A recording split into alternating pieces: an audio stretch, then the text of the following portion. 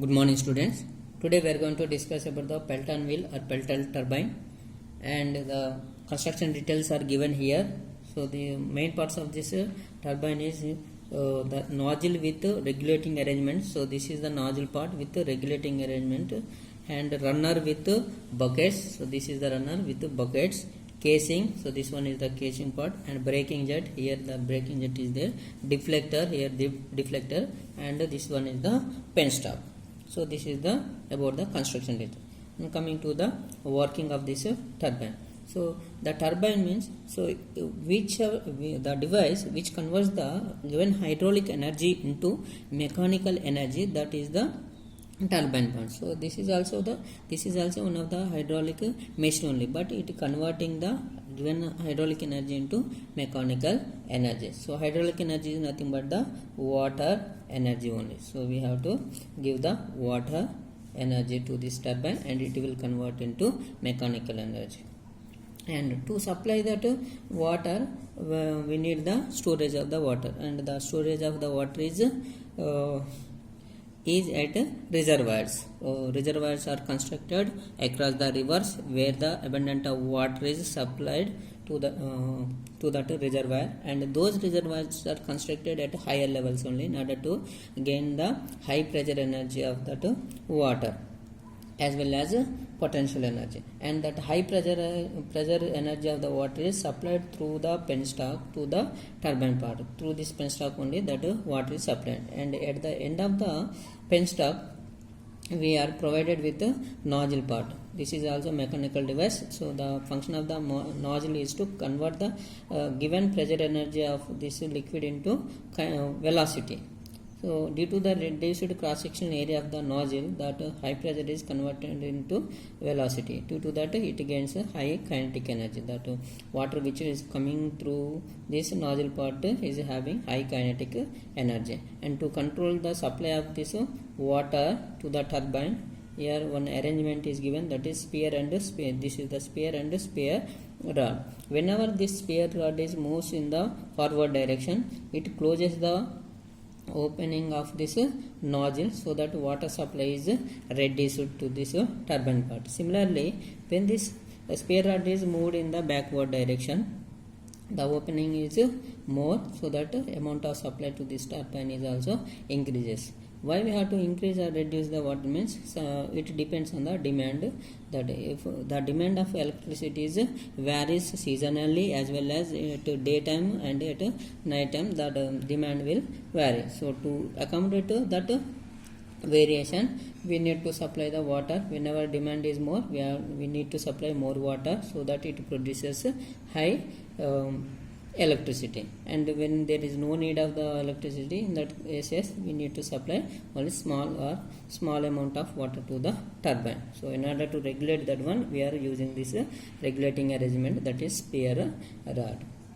And the second one is runner with buckets. So this is the runner part, and provided or mounted fixed on this runner part. So series of buckets are fixed on this runner part, and whatever the water that jet is coming out through this nozzle exactly strikes the buckets of this runner. Due to that high velocity or high kinetic energy, it starts rotating and it reaches high speed. Whatever the speed that is required to generate the electricity, that will be reached by this high kinetic energy. And the shape of these buckets are designed in such a way that the water which is striking at the center of this bucket will be splitted in both the direction with equal amount, so that there is no vibrations to the rotating element. If any imbalance of water is there, then automatically it will vibrate. This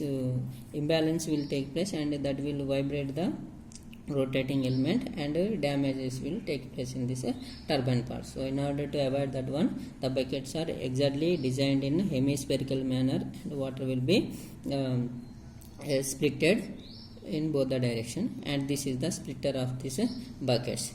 And this runner is at the center of the runner, shaft is connected, and that shaft is coupled to the generator part, and where this rotating of the element is nothing but the mechanical energy. So this mechanical energy is finally converted into electrical energy. So it produces the electric energy later. But here we are converting given hydraulic energy into mechanical energy. That is why this is the turbine part. And coming to the next part, that is casing. So this is the casing part. So this casing is provide protection to the turbine part, and any accidents will be protected by this one. If the buckets are runs in a open condition, automatically lot of accidents will occur at this area. So to prevent that one, we need to provide the casing to run smoothly. At the same time, whatever the amount of water that is striking the buckets, that will be splashed in the surrounding areas. So that will be prevented, and that water is collected within that casing and discharged to the tail race. So discharged at the bottom or to the tail race areas, and this water will be supplied to the villages for drinking purpose or for irrigation purpose, or to the industries. Wherever requirement is there, we can supply this water to those purposes. And next part is braking jet. So this one is the braking jet. So when the turbine is stopped, that means when the supply of the water is completely stopped, and that due to the inertia motion, this impeller continues to rotate, but we need to stop immediately. So in that condition, we are applying the water through this small pipe in the opposite direction to the rotation of this wheel, so that it comes to rest within the small time. So in that, for that purpose, this braking jet is using. And final part is deflector. Here deflector is there.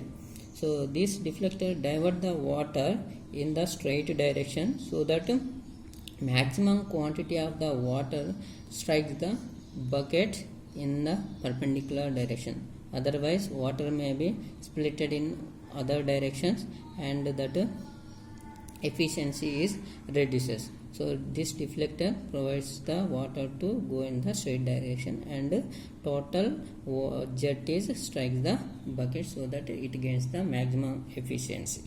So in this way, this turbine will work, and this is called this water strike the in tangential direction to the buckets. So tangential to the buckets. That is why this turbine is called as tangential flow impulse turbine. So this is the working of our Pelton wheel. Thank you.